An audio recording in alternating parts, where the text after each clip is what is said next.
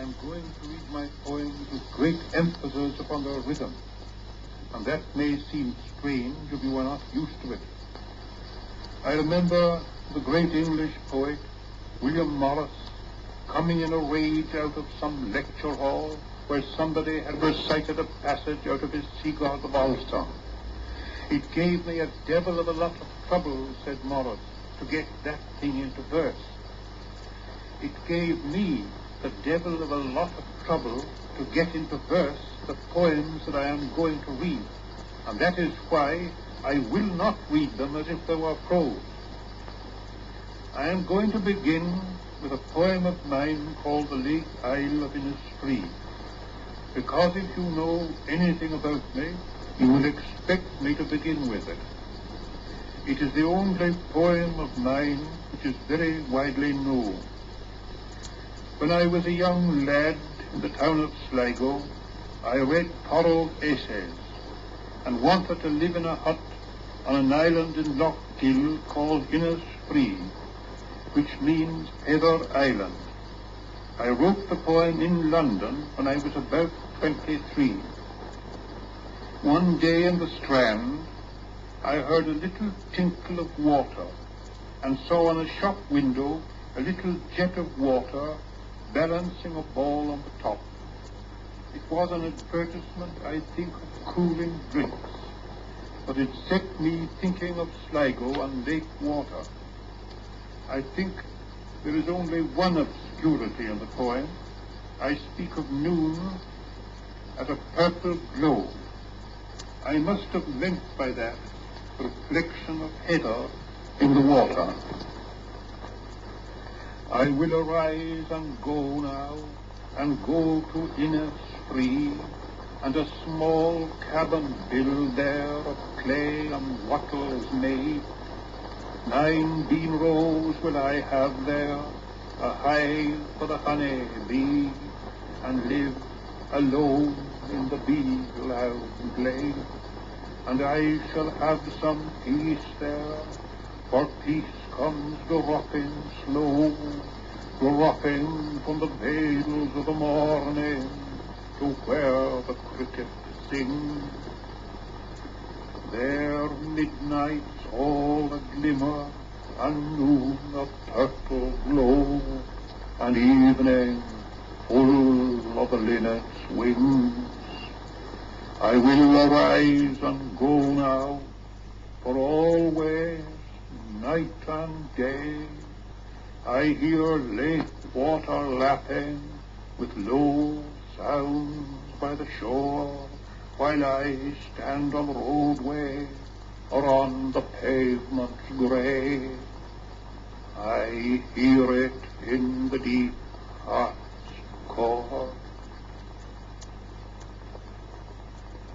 A couple of miles from Innisfree, 4 or 5 miles from Innisfree, there is a great rock called Dooney Rock, where I had often picnicked when a child. And when in my 24th year I made up a poem about a merry fiddler, I called him the Fiddler of Dooney, in commemoration of that rock and of all those picnics. The places mentioned in the poem are all places near Sligo.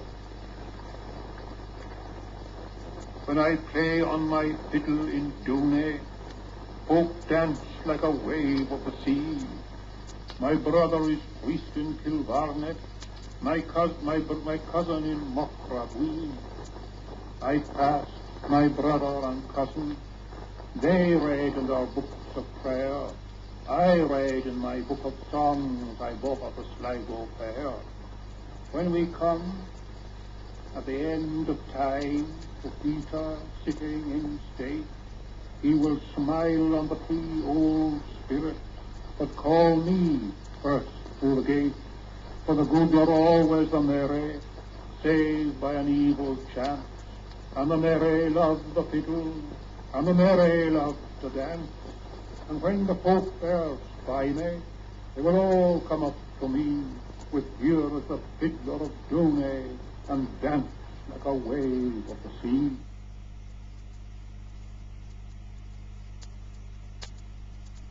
I rise in the dawn, and I kneel and blow till the seed of the fire flicker and glow.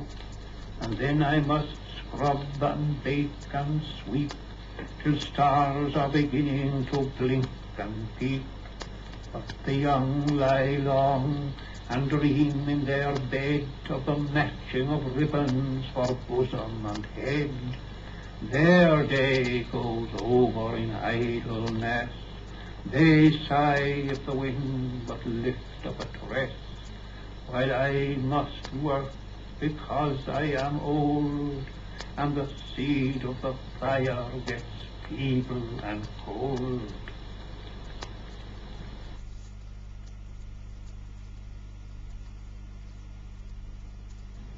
I will arise and go now and go to Innisfree, and a small cabin build there of clay and wattles made. 9 bean rows will I have there, a hive for the honey bee, and live alone in the bee-loud glade. And I shall have some peace there, for peace comes dropping slow, dropping from the vales of the morning to where the cricket sings. There midnight's all a glimmer, and noon a purple glow, and evening full on through its wings. I will arise and go now, for always night and day I hear lake water lapping with low sounds of the shore, while I stand on the roadway or on the pavements grey. I hear it in the deep heart's core. Another emblem there, that stormy white that seems the concentration of the sky, and like the soul it sails into the sight, and in the morning's gone no man knows why, and is so lovely that it sets to right what knowledge of its lack had set awry. So arrogantly pure, a child might think it can be murdered with a spot of ink. Sound of a stick upon the floor, a sound that somebody that toils from chair to chair. Beloved books that famous hands have bound, old marble heads, old pictures everywhere, great rooms where travelled men and children found content or joy, a last inheritor where none has reigned but left the name and fame, or out of folly into folly came.